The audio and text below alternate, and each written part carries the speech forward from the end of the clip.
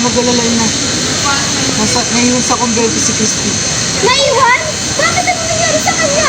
Buhay pa ba siya? Opo, ina.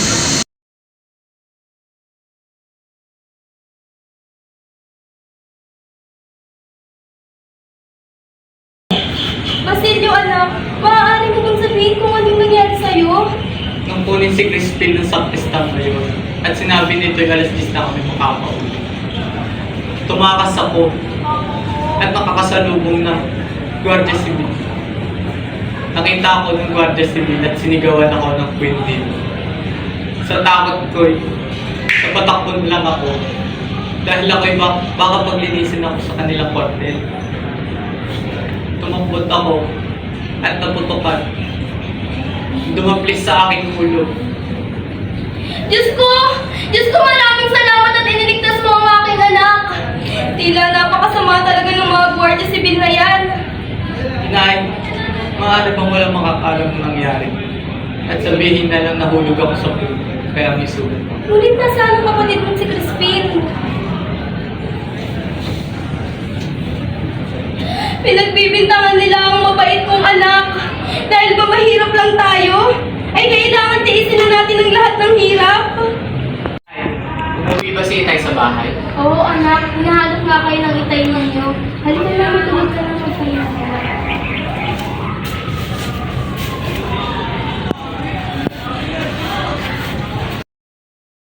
Magandang umaga, Padre.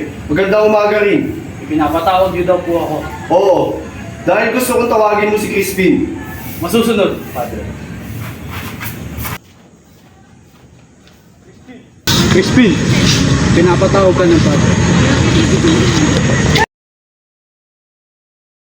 Bakit po, Padre? Ipinatawag kita sa isang kadahilanan. Nawawalan ako ng isang kagamitan. At 3 na lang tayo ang naiwan dito sa parokya. Kung ganun, sino sa tingin mo ang kumuha ng gamit na iyon? Hindi ko po alam, Padre. Huwag mo akong hawakan. Patawad po, Padre. Ilang beses na kitang pinagsasabihan.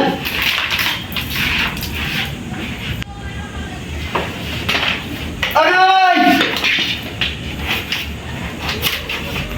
Ayos ka lang ba, Padre? Ayos lang. Ah!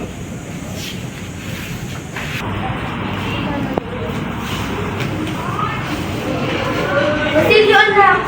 Ano nangyayari sa'yo? Gumising ka! Tumayo ka! Bakit, anak? Naginip ako, Inay. Ano naman ang napanaginipan mo, anak? Napanaginip ako kung namumulot tayo. Sige. Inay, ayoko na bumakot sa kristal. Bakit naman? Dumating na po kasi si Lord Rafael at gusto ko po mamasukan bilang tagapastor ng Bakang Kalaban. Ganun lang, anak.